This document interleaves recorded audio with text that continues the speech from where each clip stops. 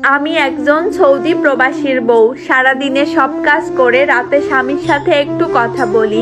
সেদিন রাতে স্বামী আমার বারবার কল দিচ্ছিল। এদিকে ননদরা আসছে তাদের জামাই নিয়ে। এত কাজ করতে করতে কথাই বলতে পারছিলাম না।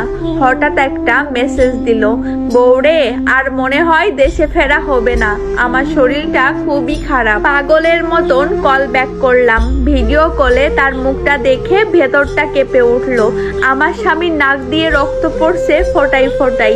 আমার স্বামীর কষ্টের টাকায় এত আয়োজন, অথচ সে মানুষটার এই অবস্থা দেখে চিৎকার করে বললাম, তোমার নাকে রক্ত কেন, কি হয়েছে তোমার? সে কোনো মতে বলল, আজ বিল্ডিং এ কাজ করতে গিয়ে পড়ে গেছিলাম রে বউ, কেউ দেখেও নি খোঁজও নেয়নি। হঠাৎ হুঁশ ফেরে, দেখি আমি ইটের উপরে পড়ে আছি, কোমরে বুকে অসহ্য ব্যথা। কোনো মতে একটু ডাকাডাকি করলাম, কয়জন এসে আমাকে হসপিটালে নিল। ডান পাজরের 4টা হাড় ভেঙে গেছে, অনেক টাকা লাগবে চিকিৎসায়। এখন তো মাসের শেষ, সব টাকা বাড়িতে পাঠালাম। আমি কাঁদতে কাঁদতে বললাম, তুমি আগে চিকিৎসা করাও, আমি আমার সব সোনা দানা বিক্রি করে হলেও টাকা পাঠাবো। আমার কান্নায় মোটামুটি সবাই চলে আসলো। আমি বলি সবাইকে একটু সাহায্য করতে। ননদরা মুখের উপর বলল, এখন তাদের পক্ষে কিছু দেওয়া সম্ভব না, অথচ তাদের পড়াশোনা, বিয়ে, এমনকি সংসারটাও আমার স্বামীর টাকায় সাজানো।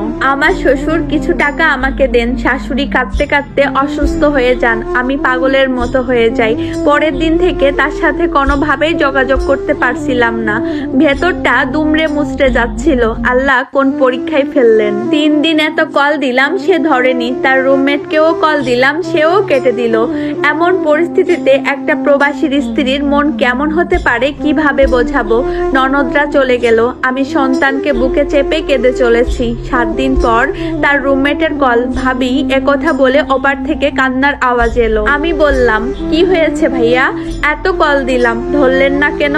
আমার স্বামী কোথায়? তখন সে বলল, ভাবি সে আর নেই।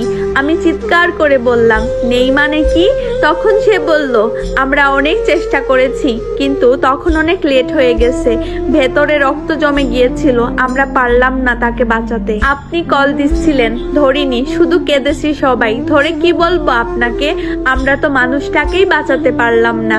একসাথে বিদেশের মাটিতে কাজ করছিলাম, কত স্বপ্ন ছিল একসাথে দেশে যাব, কিন্তু নিয়তি চাইনি। সে মৃত্যুর আগে আপনার জন্য একটা সোনার হার আর তার সন্তানের জন্য তিল তিল করে টাকা জমিয়ে কিছু উপহার রেখে গেছে। দেশে লাশ পাঠানোর ব্যবস্থা চলতেছে, সামনের সপ্তাহে চলে যাবে। আমি স্তব্ধ হয়ে যাই। আমার 2 বছরের মেয়ে এসে বলতেছে, আম্মু কাঁদছো কেন, আব্বু কি বকেছে? এ কথা শুনে চিৎকার করে কেঁদে বলি, মারে তোর আব্বু আর কোনো দিন বকবে না, আর তোকে কোলে নিয়ে আদর করবে না, আর সে ঘরে এসে তোকে কোলে নিয়ে চুমু দিবে না। আমার কান্নায় শ্বশুর শাশুড়ি ছুটে আসেন। শাশুড়ি সেন্সলেস হয়ে যান। আমিও জানি না কখন মাটিতে পড়ে গিয়েছিলাম। পাড়া প্রতিবেশী এসে আমাদের হসপিটালে নেয়। 1 সপ্তাহ পর আমার স্বামীর লাশ দেশে আসে। হেঁটে হেঁটে গিয়েছিল মানুষটা, আর ফিরে আসলো কফিনে করে। যাওয়ার আগের দিনও আমাকে বলেছিল, বউরে আমাদের আবার দেখা হবে, তুমি নিজের খেয়াল রাখবা আর আমার মেয়েটাকে দেখে রাখবা। অথচ সেই মানুষটাই ফিরে আসলো লাশ হয়ে। এই স্টোরিটা একটা অসহায় আপুর জীবন থেকে নেওয়া। আল্লাহ সকল প্রবাসী ভাইদের ওই দূর প্রবাসে ভালো রাখুক।